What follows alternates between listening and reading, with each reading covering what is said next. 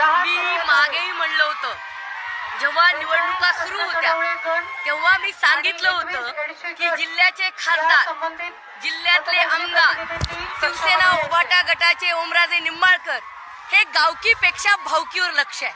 तर मी परत सांगते महाराष्ट्राला आणि जिल्ह्याला, त्यांनी त्यांच्या भाऊजाईला निवडून आणण्याचा प्लॅन सक्सेसफुल केलेला आहे आणि ओमराजेंनी इनडायरेक्टली अर्चनाताई निवडून येतील यासाठी जे प्लॅनिंग आखलं होतं ते त्यांचं सक्सेसफुल झालंय. मी ओमराजेंचं, कैलास पाटलांचं अभिनंदन करेन की तुम्ही जो हा लीड घेतला त्याबद्दल तुमचं अभिनंदन. आणि आता जिल्ह्याला आणि राज्याला कळू द्या, दोघं भाऊ कसे एक आहेत, तिसऱ्याची एंट्री नाही हे त्यांनी सांगितलेलं आहे. म्हणजे एडशी गटामध्ये महाविकास आघाडी होते, सिद्धेश्वर वडगाव मध्ये महाविकास आघाडी होते, जाणीवपूर्वक तेर मध्ये केली नाही.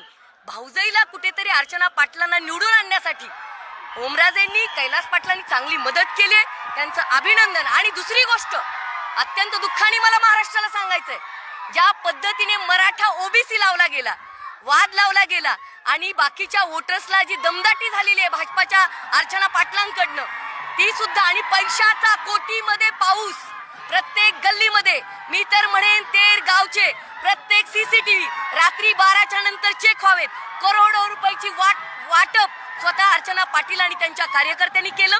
त्यामुळे मला आपल्याला सांगायचंय, मला एकही टक्का दुःख झालेलं नाही. एक शेतकरी मुलगी म्हणून प्रचंड लढले, लोकांनी साथ दिली, गोरगरीब जनतेने साथ दिली. परंतु आज मी सांगू इच्छिते की या महाराष्ट्रामध्ये, या जिल्ह्यामध्ये मराठा ओबीसी करून शिवसेना असेल, बीजेपी असेल, यांनी काय चालवलं, सोशल मीडियावर त्यांच्या कार्यकर्त्यांनी काय चालवलं हे सगळ्यांनी बघितलंय.